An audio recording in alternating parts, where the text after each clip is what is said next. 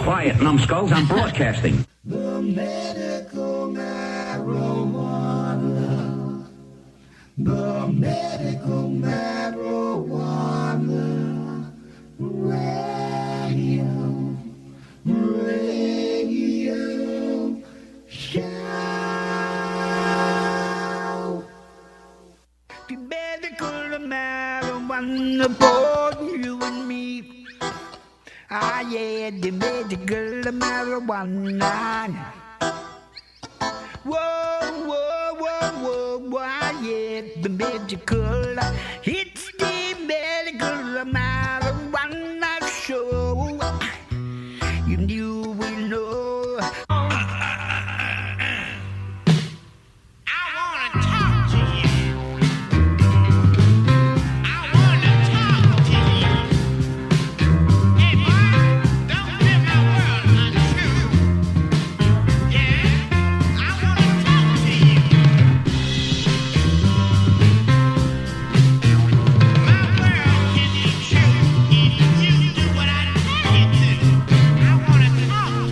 Good evening, everybody. Welcome to another edition of Medical Marijuana Radio for Saturday, the 21st of February, 2015. I'm your host, Larry Love, and we're here live right now every Saturday night at 7 p.m. Mountain, 9 on the East, 6 on the West Coast, to bring you the latest information on medical and adult use of marijuana from all over the globe. And there's a lot of interesting news this week, and we're going to get right to it. Our guest at the bottom of the hour will be Regina Nelson, and she's got a great book out on cannabis, and she's studying the plant for years and has a lot of things to say. And if you have any questions, you can always call in at 505-514-0098. Again, 505-514-0098. You can ask me or Regina some questions at the bottom of the hour. Now, to get started, I've got some news for you. 1, 2, 3.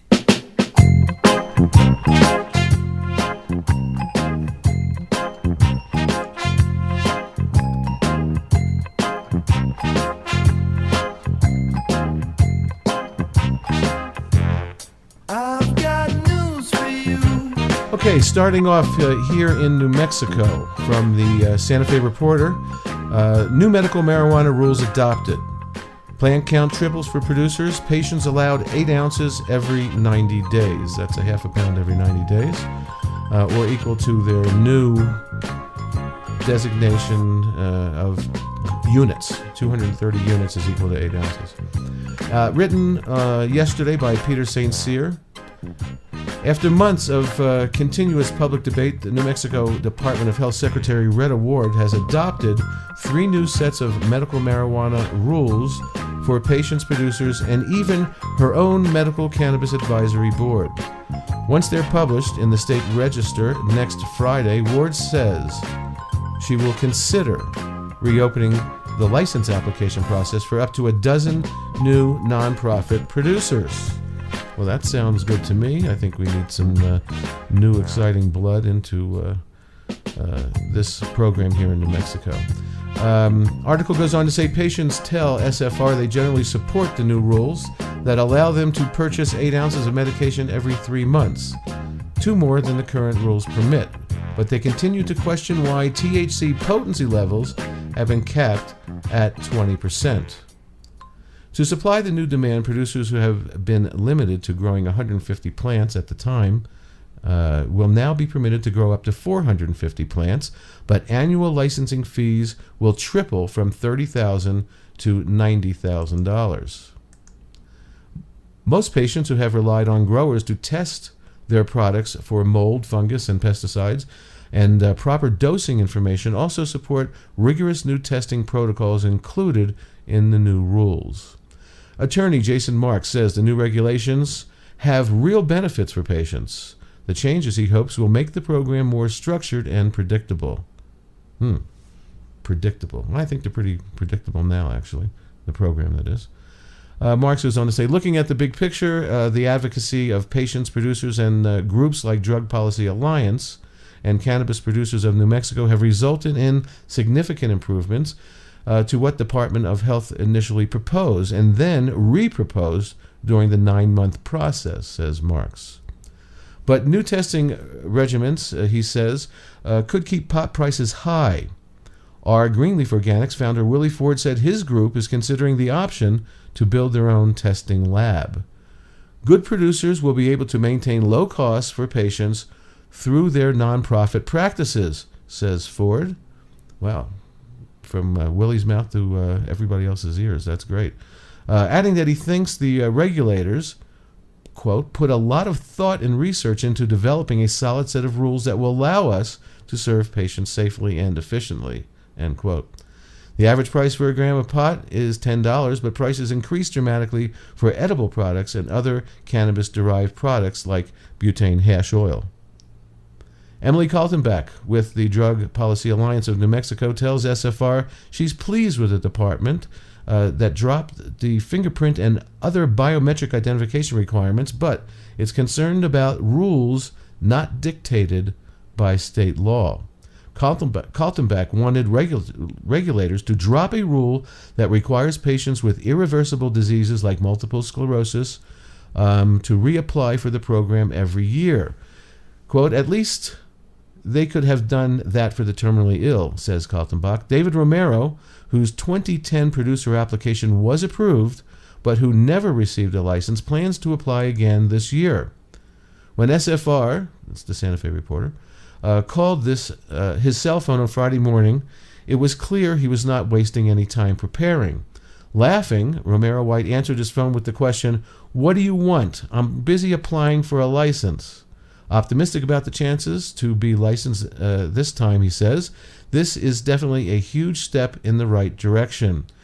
We all can now breathe a collective sigh of relief and move forward, he says, noting that he is pleased the regulations were completed a week earlier than expected. So there are a lot of new rules, and I think I'll dedicate next week's show to that. The most egregious rule that they went with is that the producers and the extraction artists need to have a cap on the THC potency of 70%.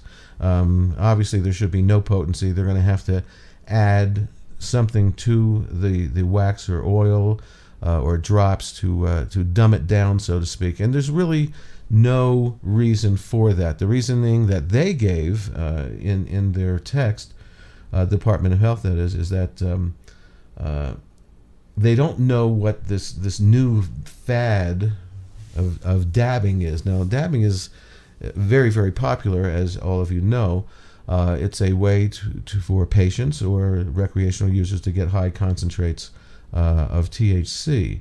For medical patients, it's very important that they be able to get strong medicine. Now, there is a provision in the rules where you can apply from your doctors to get the higher concentrated THC, and so that's going to be something we'll talk about in the next few weeks. But it still makes no sense. It seems that the Department of Health is treating cannabis not as a medicine, it's the medical cannabis program, but as a recreational drug. They're afraid of people getting too high and using high THC, and they're trying to be our moms and dads, and they really need to be facilitate the physicians and the patients of New Mexico and allow them to have the medicine as it is made. But we'll be talking about that, I'm sure, over the next few weeks.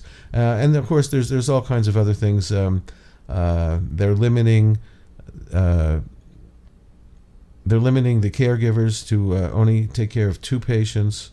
They're charging $50 for lost cards, and they will allow patients to now ask the labs to test their medicine. So that's pretty good. And then Peter wrote another article, Peter St. Cyr. This was the day before. And it's actually good news. I'm not going to read the whole thing, but a California lab is coming to New Mexico to test our marijuana. This is Steep Hill Labs, which began testing cannabis in California in 2008. before expanding its operations into Washington State, Colorado, Nevada, and plans to ramp up their operations here in New Mexico by the 1st of May. So Steep Hill has a great reputation, and I believe that this will be a good thing. Only a few of the New Mexico producers have been testing, and now they will have to test for heavy metals and pesticides and THC and CBD and everything else. So at least we have a decent lab with lots of experience coming in to New Mexico. Going on to national news. Yesterday, February 20th, 2 bills to legalize marijuana federally was just introduced in Congress. On Friday, February 20th, U.S. Representative Jared Paulus, Democrat of Colorado, and Earl Blumenauer, Democrat of Oregon, introduced 2 separate bills in Congress to legalize adult use of marijuana at the federal level. Paulus's bill, Regulate Marijuana Like Alcohol Act, would let the states choose to legalize cannabis without any fear of federal intervention. The bill would put a federal regulatory structure into place to accommodate the new law. Blumenauer's bill, the Regulate Marijuana Like Alcohol Act, would tax cannabis sales at the federal level in addition to any state and local taxes. So this is interesting news, and we'll see if people get behind it. Also nationally, another great proponent for our industry, the medical cannabis industry, and legalization is Steve Cohen. And he is from Tennessee. And Cohen calls on Attorney General to reschedule marijuana. This just happened on the 19th as well. So during an event at the National Press Club on Tuesday, Attorney General Holder said there is a legitimate debate to be had on both sides of that question on where marijuana should be in terms of scheduling. So we will have to see how that goes. Obviously, to make the medical and adult use industries work properly, we do need to have the schedule changed so that it's not against federal law. So let's hope that gets done. Now, coming up this week, also speaking about legalization in New Mexico, in Taos, there will be a rally next Friday, the 27th, at the Taos Mesa Brewery, and I had a chance to interview Karen Paul earlier yesterday, and here is our interview about the event. Marijuana show, and Karen and her partner Wendy have a event coming up on the 27th. That's a Friday up in Taos. Tell us what's going on up there, Karen. Yeah, I'd be happy to. We're having our first ever Legalize It party. The Marijuana Show is sponsoring it with Taos Mesa Brewing, which is one of the best breweries up here in Taos. It's an awesome large venue with great beer. So what we're doing is we're having an event to help legalize it recreationally. We do have a dispensary up here, but we're pushing for rec in all of New Mexico. So we're actually going to be having a party, but also pushing a resolution through. The mayor's going to be here, lots of Congress people. And we'll also show our Bud Camp episode, first for you guys, which is really the heart of the show, where our entrepreneurs get coached and mentored by a lot of really intelligent people in the cannabis industry. So I hope you guys can make it out. It's Friday, 6 to 8 at Taos Mesa Brewing up here in Taos, and make a ski trip out of it. Come up, ski. The mountain's gorgeous right now. What is the address of the brewery that your event's going to be at? You know, I don't have it on me. I'm off-site right now, but Taos Mesa Brewing, you could go on our Facebook page, The Marijuana Show, and there's an open event on the 27th. You can find it there. You could also Google Taos Mesa Brewing and look at February 27th, and it's all right there. If you're coming into Taos, you basically hit the blinking light, turn left towards the gorge, and you'll see it. It's a very large brewery, a very well-known one, and won't be hard to miss. So is there a charge for the event? Any kind of donation? What is the entrance? There's no charge to come, but we're asking a $5 donation just to help us push the petition through. We're trying to get 2,000 signatures. So we wanted to ask, if you have $5, great. We'll also be selling Marijuana Show T-shirts, sweatshirts.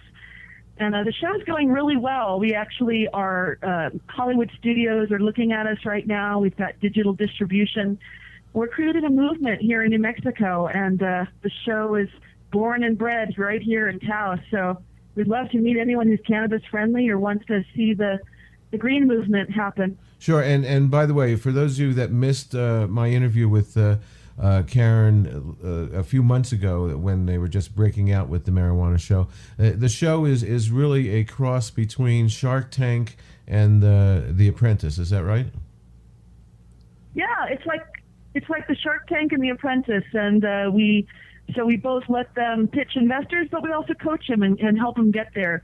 If they're afraid of doing presentations, we get them through that. If they don't know their valuation, we help them with that. It's really a great place for entrepreneurs to come. And you can audition for season 2 on our website, themarijuanashow.com.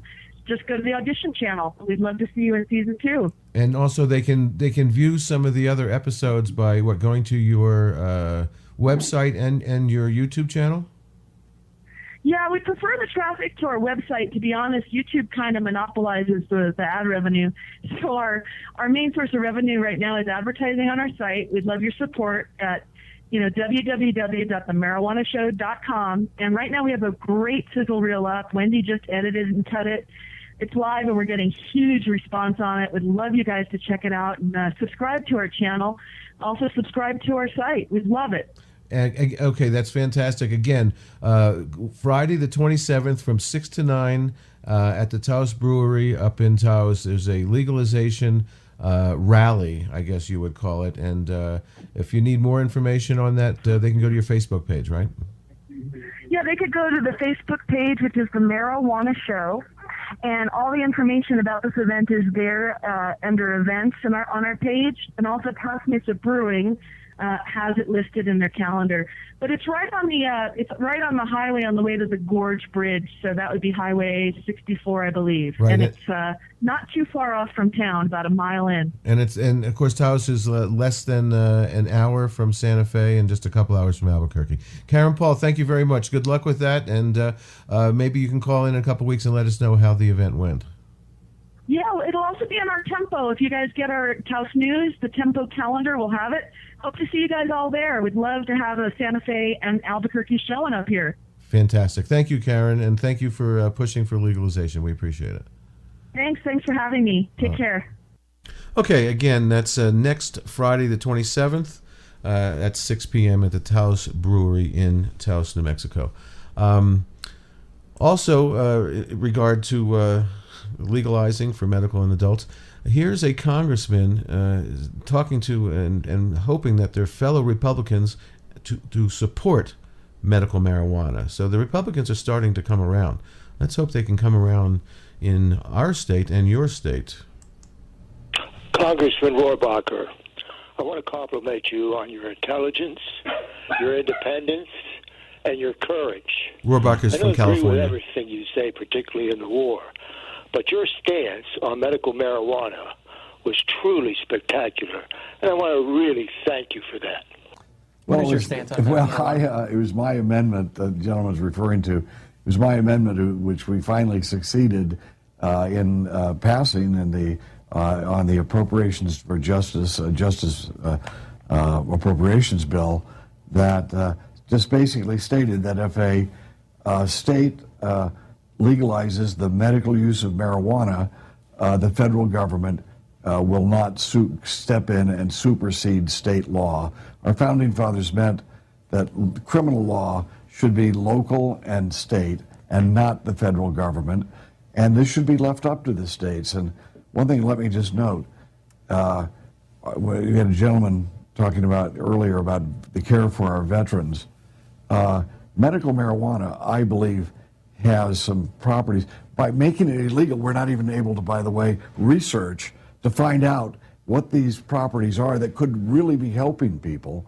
And I believe medical marijuana has some things that could be very, very useful in helping our veterans. And I know in one case, a person I know very well, his sons signed up right after 9/11, and when they came back, one of them had been in an explosion under his vehicle, and he was having seizures every day.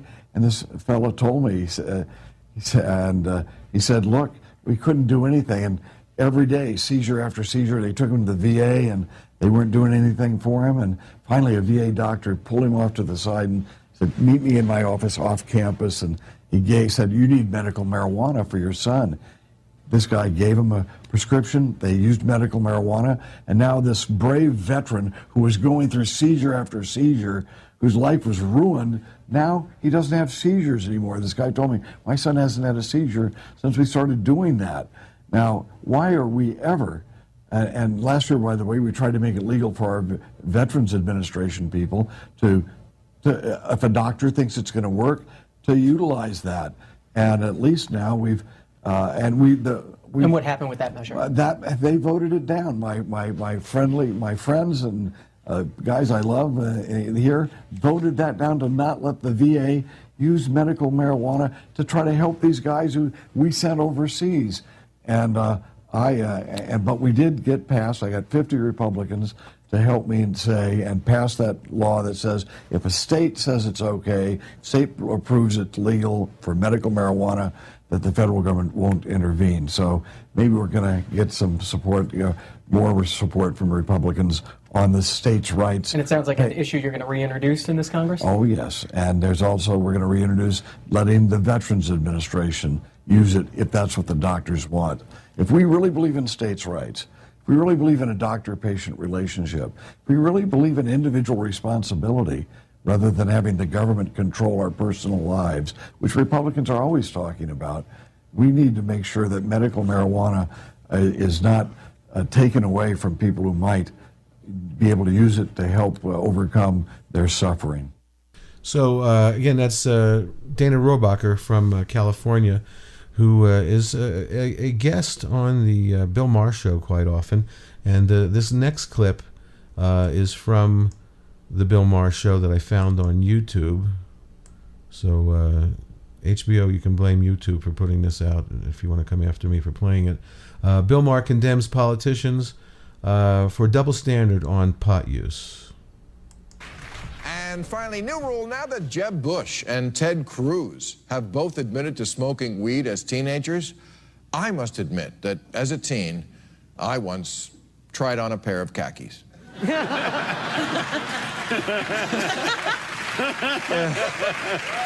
It was a mistake. I didn't like the way it made me feel, and I never did again. Take it from me, kids. Khakis are a bad scene, man. Now, I bring this up because I think it is time to declare that the media ritual of asking presidential candidates if they ever smoke pot can be put to rest, because the answer is always yes, and nobody cares. Everyone from Bill Clinton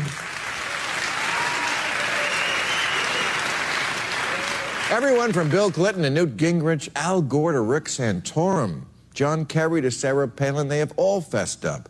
Come on, when even Ted Cruz cops to it. That one surprised me, I must admit. I thought, who would get high with Ted Cruz? Well, if you're drunk enough, maybe. Ted's spokesman said when Senator Cruz was a teenager, he foolishly experimented with marijuana. It was a mistake, and he's never tried it since. Oh, please, the mistake was stopping. Now, of course, I don't have a problem with any of this, because when I was younger, I also smoked. And when I say when I was younger, I mean just before the show. No. No, the problem I have is that this is the standard answer we get from all these guys nowadays. Some form of, hey, when I was young and stupid, I was young and stupid. It's no big deal, which is great. Except that's not a defense that's really available for most of the 700,000 Americans who get arrested every year. So if we're going to keep doing that, we should at least be honest with our kids and tell them the truth about drug laws in this country. Kids, if you're going to experiment, make absolutely certain that beforehand your parents are white and well-connected. It's a good safety tip. Yeah. When Jeb Bush was at prep school, he was apparently not just a pothead, but a dealer. But he dismisses that by saying, back then I was a cynical little turd at a cynical school. Okay, but then when you became a governor of a state. You insisted on mandatory sentences for drug crimes and a policy of jail only, no treatment for drug users, except when it was your daughter, when you made an exception. Wow, that sounds like something a cynical turd would do.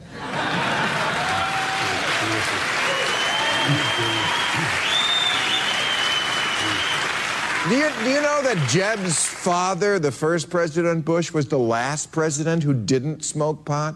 You can see the progression from Clinton, copping to it but still needing to say he didn't inhale, to George W. Bush, not denying it, just saying he wouldn't answer, to Obama, who said, yeah, I smoke weed, I smoked a lot of it, and I look cool doing it. But don't all these guys, Clinton, Jeb, W., Obama, don't they all owe a debt to the 40,000 unlucky Americans currently in jail for the exact same crime?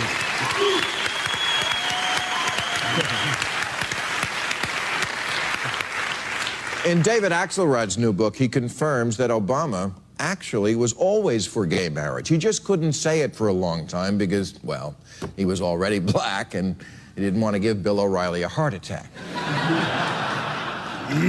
So he waited and then made up some shit about evolving. Isn't it time to do that with pot? Come on, man, you've gone down the list, reversing the stupidities of the past. Healthcare, torture, gay marriage, immigration, Cuba. It's pot's turn.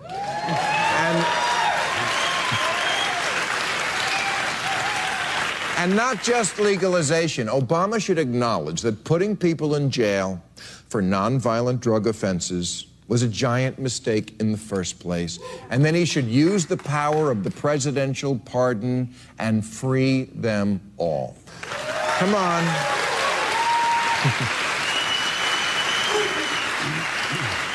Come on, you know you want to.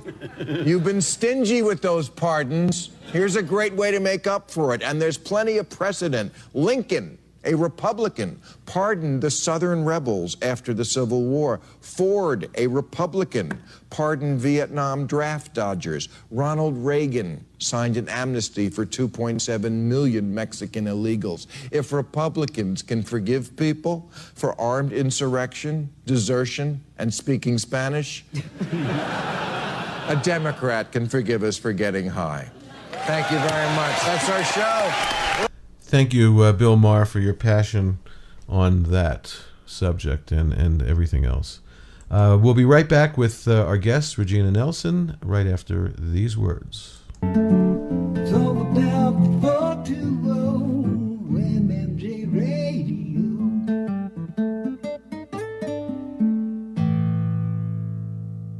I'm Robert Platshorn with Marijuana Facts from the Silver Tour. A new Florida study in the Journal of Molecular and Cellular Neuroscience found that cannabis can slow the effects of Alzheimer's and may in fact be able to halt it entirely.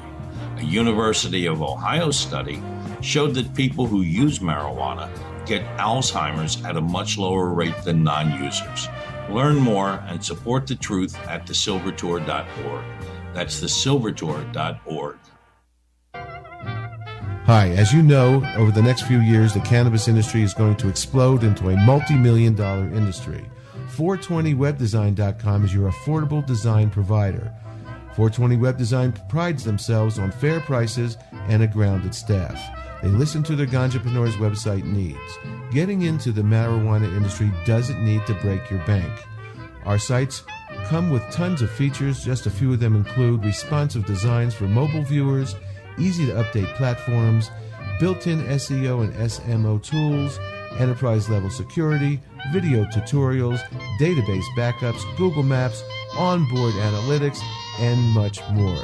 This is backed by a decade of website design and development experience.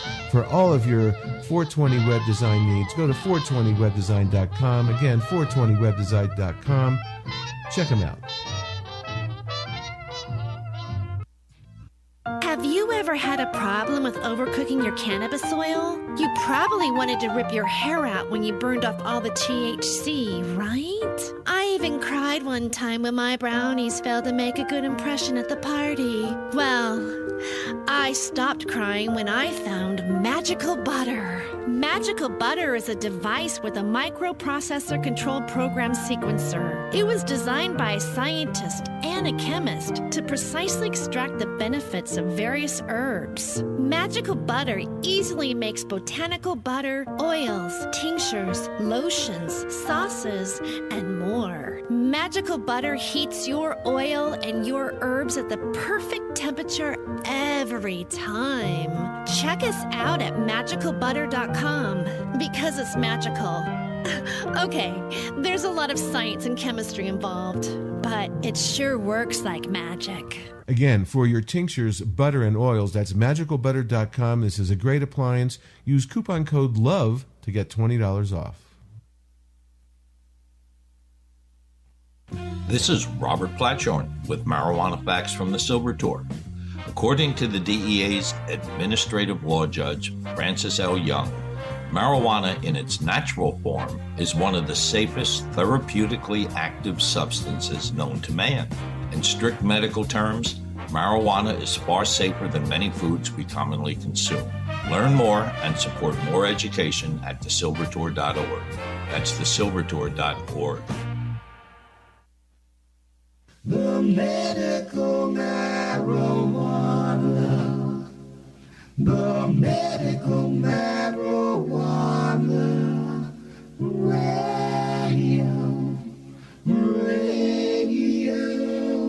show. Hi, this is Steve D'Angelo, and you are listening to Medical Marijuana Radio. Okay, we are back, and I'm going to get Regina on the phone here on Skype.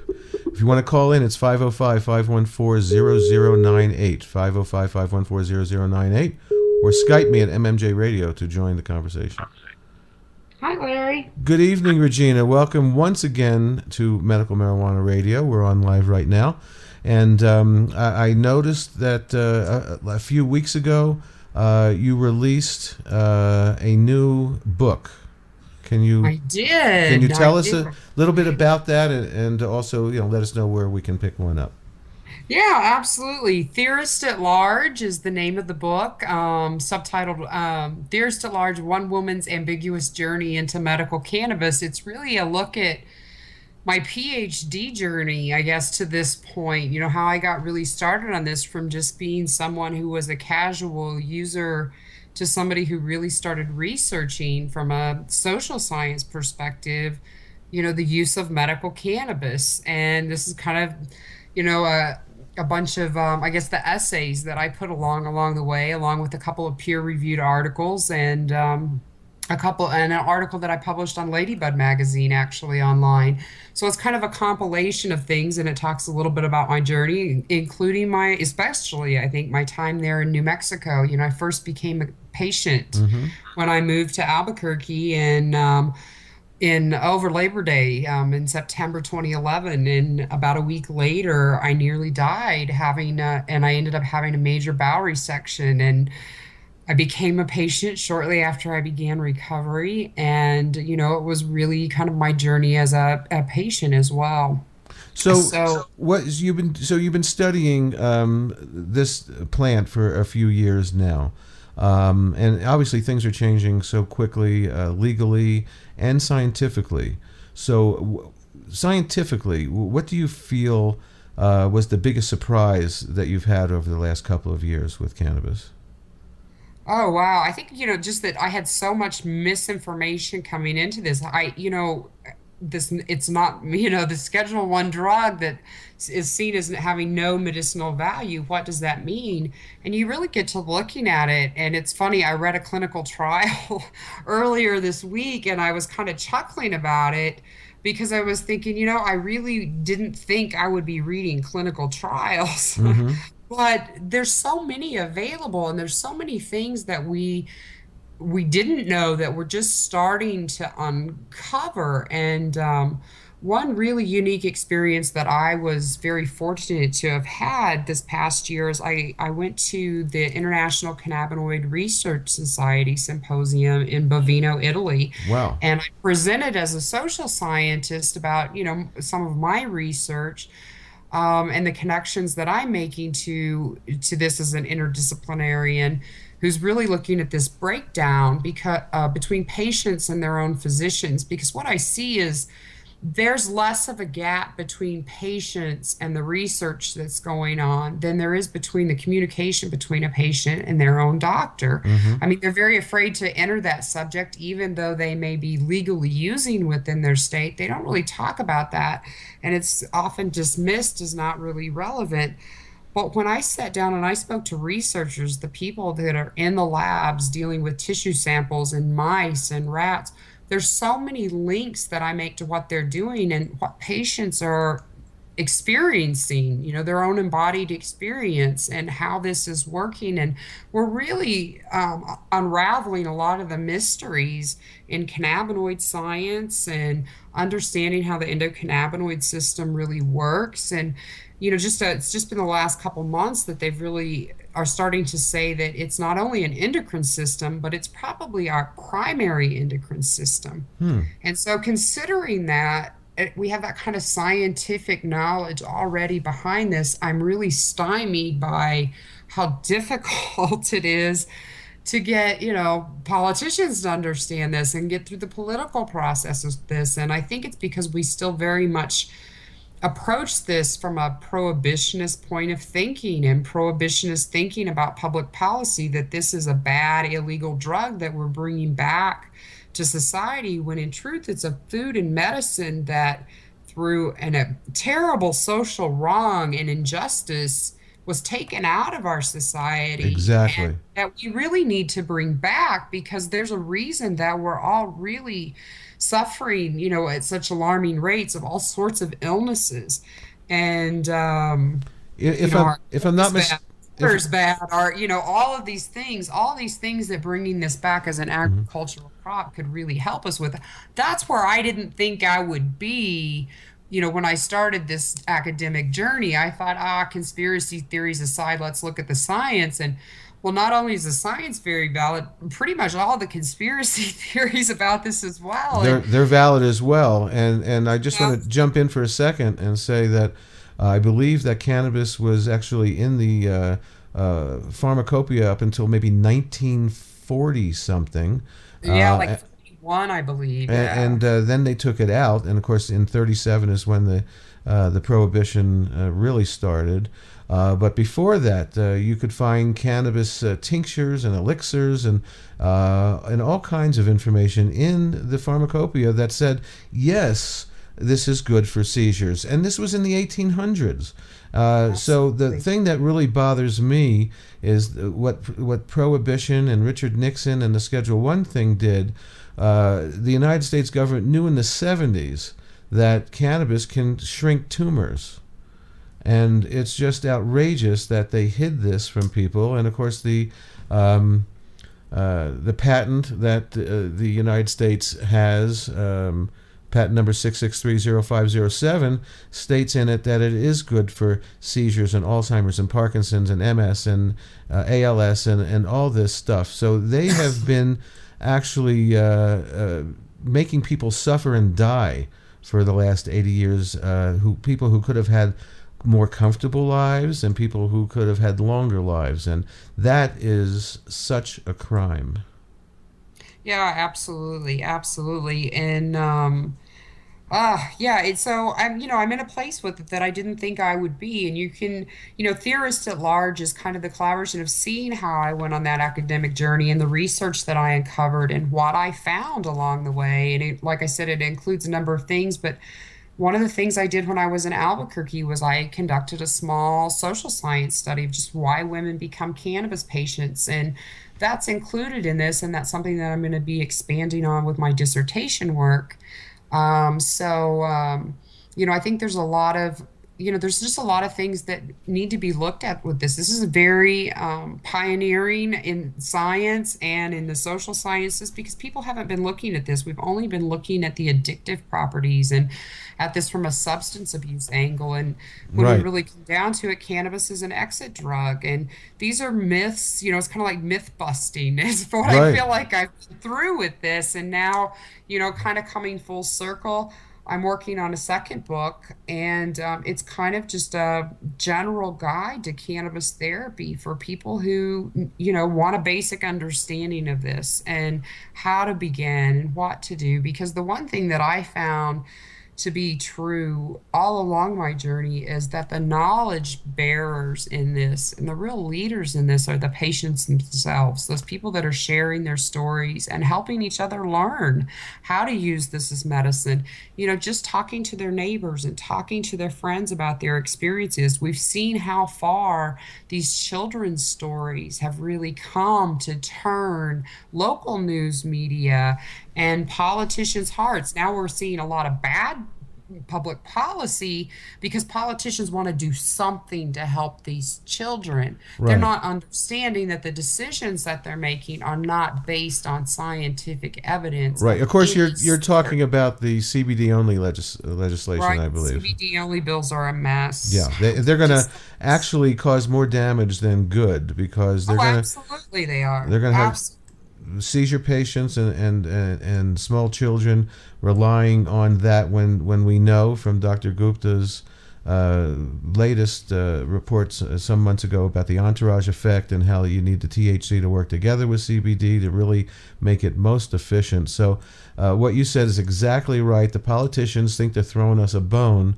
but they're actually, I believe, going to cause harm and cause the real legalization of medical marijuana to be put back a year or two because they have to go through all that process again of writing legislation and bills to pass. So that's definitely something that is unfortunate and really it's a misrepresentation. Yeah, absolutely. You may want to talk to my partner Mark here fairly soon too. He resided in Missouri most of his life till we came out here and started working with our nonprofit Cannabis Patient Network Institute. But he has written a bill for Missouri, and it was filed by another citizen, and it has now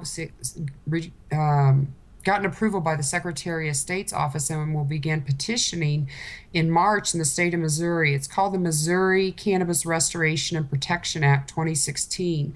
And it's an initiative that would legalize cannabis as it would any other industrial crop or food. We also noticed that Maine has a similar bill going up. I think people are really starting to push back with this because they're seeing how regulations in states that have legalized, particularly Colorado, Washington, and we're already seeing it happen with Oregon, is that they're putting forward much more restrictive policies against their medical patients and their medical programs and trying to remove those or trying to make them so limited to push them into that very high tax bracket of a recreational user. So we're actually taking huge steps back by this. Yeah, it's and actually, we need to address that. We need to make sure, and we can, that the medical cannabis industry can coexist with the recreational. Listen, there would be no recreational unless we made this medical, starting in 1996 with California, grow as fast as it has. And they need to make sure that the medical patients don't suffer. And it's so effing weird that with legalization for adults, they're becoming stricter on medical. It makes no sense. And well, that's the thing. We see these CBD bills, and Larry, if you'd asked me 5 years ago, I wouldn't have understood how we were going to get to the point in such a short period of time where it's necessary for us to have immediate legislation to help the most vulnerable citizens we have. And yet we still are hung up about someone having a euphoric experience. Is it perhaps that those that are drawn to the plant that way are drawn for a reason they don't yet understand? Yeah. And, and so based on that, why are we so caught up on this when prescription drugs have not only so much more euphoric and hallucinogenic type effects often, but they're also much more dangerous. Right. You know, it's toxic. They cause deaths. Prescription drugs are terrible. Every state has a problem with prescription drug overdoses, and according to some statistics that have been released over the last year or so, states that have medical marijuana or recreational seem to have a less percentage of prescription overdoses. So it's a good thing that is coming out of legalization for medical and recreational. I want to know more about the Cannabis Patients Network. Is that the correct name for it? Yes, it is. Cannabis Patient Network and CPN Institute. Well, actually, we've been in kind of a transition mode, Larry. We're getting ready to come out with some really exciting announcements. And we're moving, Cannabis Patient Network. We've always worked very closely with a lot of these refugee families that have been coming here from other states, for assistance. And it's something that, it's part of what drew Mark to the public policy work as well. But we really see the need to kind of continue forward in that benevolence ministry type model that I guess we've been kind of drawn towards. But I'm getting ready to make some announcements, launching some other training and some other exciting ideas. So we're also and I can't say yet, and I really will need to come back and tell you because I'm really excited about it. Please do. But it's going to give us some opportunities to fund this in a little bit bigger way and better way and help a lot more people. We right now currently help 9 families on a regular basis that are refugees here. We've also provided, through some fundraising we did last year, we would hope to open a community home for people who could just reside temporary times, because there are people that come in and, they're living with a disabled child or 2 in a hotel room with no refrigerator. This is can be a real hardship, and it's very difficult to find housing out here. It's a very competitive housing market out here, in large part because of this. And so we've extended some financial help to people since we weren't able to do that. But we provide medicine to families too. Mark produces oil, and there's a lot of times we get donations of flour and different things like that, and then we can produce that. We actually, during the course of 2014, gave away over $58,000 worth of oil to a number of families that really benefited from the help, either temporarily or for several months in a row. So the oil that you are using this, making for this purpose of giving it away and helping people, is this a ethanol extraction, and what form is it in? And if they were, let's say someone did have the funds to purchase oil, what is the going rate for grams of that type of oil used for cancer and other afflictions? Okay, those are all really good questions there. Yes, Mark can talk to you a little bit more about his oil extraction process, but he uses an isomizer it's a closed loop system, but it's an old system from the 1970s. It's an ethyl alcohol extraction. He uses Everclear, and we've actually had his oil tested by Denver Children's Hospital, because when they admit a child who is using cannabis oil, they require that they test the oil before they will allow the child to continue taking it, because so many times they've seen them so high with solvents and other issues. And we've gotten test results back from them on ours, and ours has been basically solvent-free, no detectable solvents. So we've been really happy about that, because he obviously does a really good purge there. But what he does is, we use a lot of TH-rich, actually, extractions, even for children, for a variety of different things. They all have a broad cannabinoid profile, and they have a significant amount of CBD, but they're typically THC rich. We tend to find that people react, but even children react better to that. And, we adjust the CBD as needed for certain conditions. And there are a few conditions like Dravet syndrome that really do respond favorably to CBD. So when we get those kind of, rarely are we able to have access to that, though. Again, supply and demand is really not equal out here.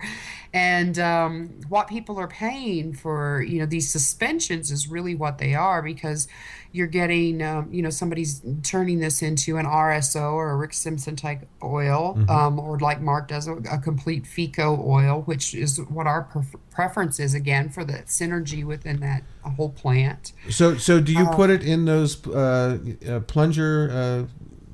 Like a syringe? Syringe, oh, yeah, that's right. Food-grade syringe? We don't typically do it just because of just the process that we go through. But you do see the syringes for sale in some dispensaries, but it's hard finding what you need and the strains you need. And if you do see those on the medical side, they're going to run between $60 and $75 for a gram. For 1 gram? For 1 gram. On the recreational side, you probably won't find them, but if you did, they're going to run probably $75 to $100 plus a 36% tax on top. Right. Well, medical. Look, people that need to use it medical have to get the red card, especially in Colorado. And I know that there's a lot of changes going on up there, and they're trying to work out the medical industry there. They're always changing rules and trying to put in new ones in the caregiver system and all that stuff. So well, they're trying to do away with the caregiver system. They see it as black market because it is a barter type system typically between patients and caregivers. There's, and that income is typically, in their opinion, not reported, and they consider it very black market. The industry is also very threatened by it because it takes a significant portion of their patient base, even though most of the registered caregivers in this state only provide for 1 or 2 patients. There are a handful that provide for more than 10, and some of them are very large, like Jason Cranford, who's made a big organization out of the Hope Foundation with Haley's Hope.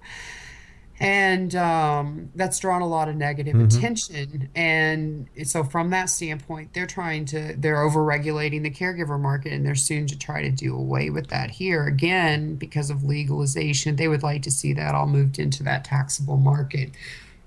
But actually, it really should be moving into the medical market, because these were medical people that were being served by this. Now, just for a second, getting back to the syringe and the oil that Mark is making, and obviously other people are making as well. In Mark's case, do you know, is he blending in some coconut oil or something else that will give it sort of a vehicle to get through the body a little bit better? Yeah, that's what we do. What we do is we take that and we create a suspension. We usually use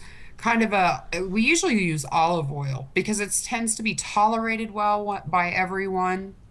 Coconut oil, can be hit or miss with some people. We have some kids that are very sensitive to coconut oil. Honey's another thing that you can use to mix, but again, some people have real sensitivity to, and you don't want to use with really young children. Sesame oil, we see some people using in the market, and some people have sensitivity towards that. So we kind of stick with olive oil. But what we do is, in diluting 1 gram of essential oil, is what I'll call it, into 2 ounces of olive oil, and making a suspension and using it then like a tincture. When you have 1 gram of oil in a syringe, it basically is 1,000 milligrams of cannabis oil. When you've now diluted that into that 2 ounces and you've created a good suspension, you pull that 1 ml syringe back up. Now you've only got 15 milligrams.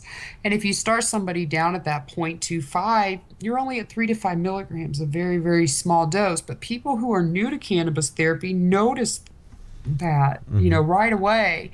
And then you can kind of slowly increase until you find the dose that they need. Right. That's the most important thing with this plant and medical cannabis and even recreational, is to watch your doses, read the labels.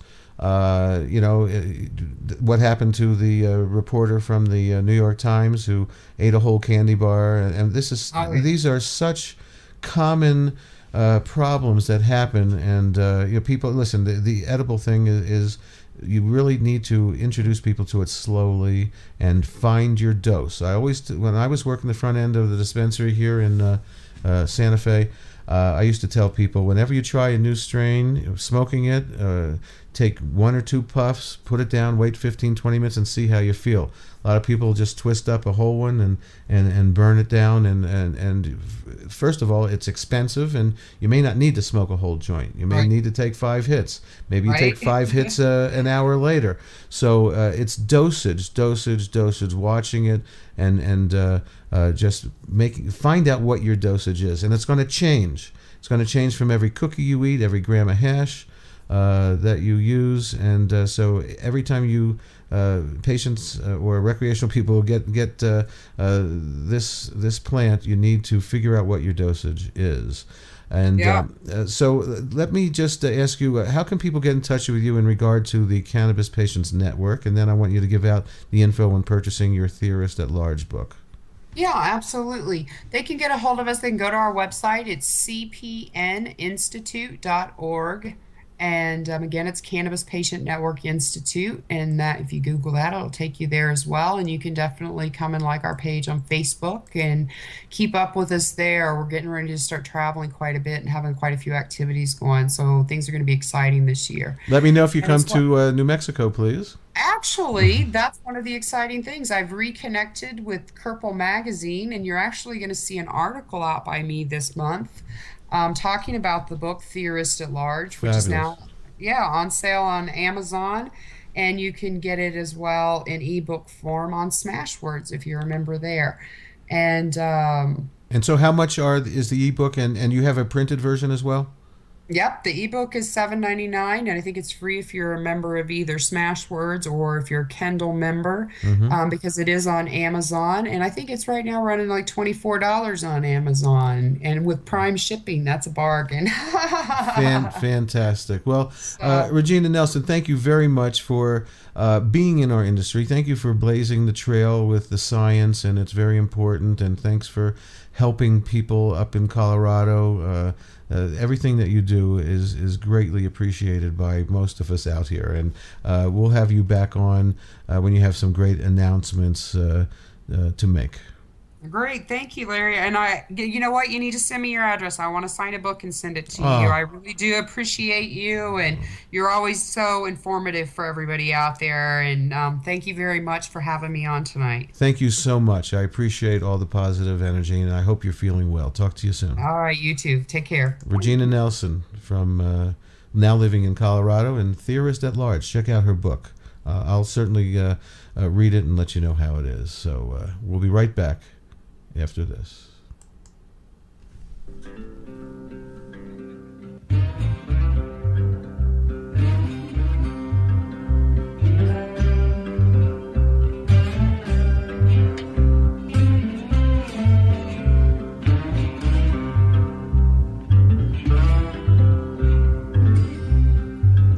Sow the seeds, everybody. Sow the seeds, everybody. On the mountain, down in the valley. You're gonna reap just what you sow. Sow by walking, sow by talking, sow by everything you do. Don't mind no one. Keep on sowing, you're gonna reap just what you sow. Sow good seeds, everybody. Sow good seeds, everybody. On the mountain, down in the valley. You're gonna reap just what you sow. Hark the voice of Jesus calling. Who will come and wake the dead? Tools of mercy, harvest waiting. Here am I, the Lord's in me.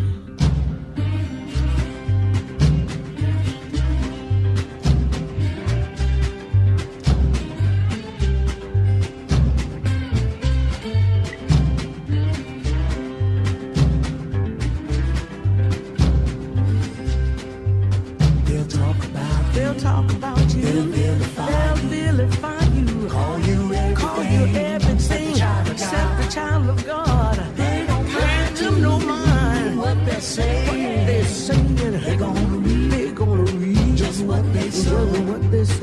So good seed, so good seed. Everybody, so good seed.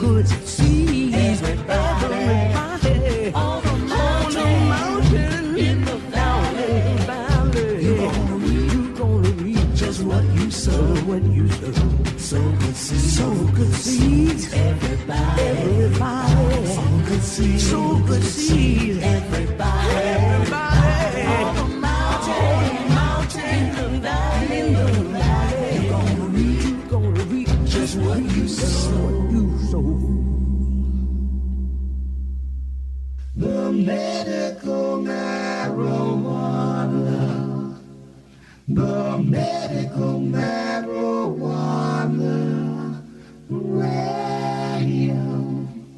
Radio show.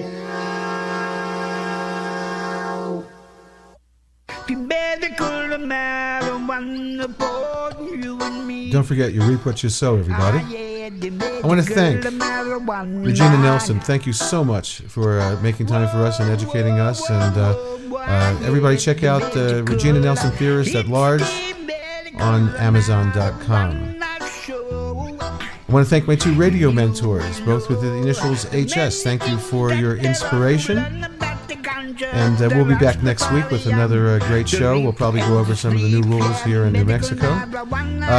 Don't forget my 5-6 minute show on CannaWannaBuy.com. That's CannaWannaBuy.com. Wednesdays with Larawana. Wednesdays with Larawana. A short informational show about recreational and medical cannabis. And let's see what else. If you have any suggestions for guests or subject matter, it's info@MMJRadio.com. Info@MMJRadio.com. If you want to hear the replays of this show, timeforhemp.com. And they put it on Spreaker and iHeartRadio and SoundCloud. And you can also get it on Roku on the US Weed channel and Pothead Universe Radio. You can always listen to the replays. Shalom. We'll see you next week, everybody. Good night, everybody.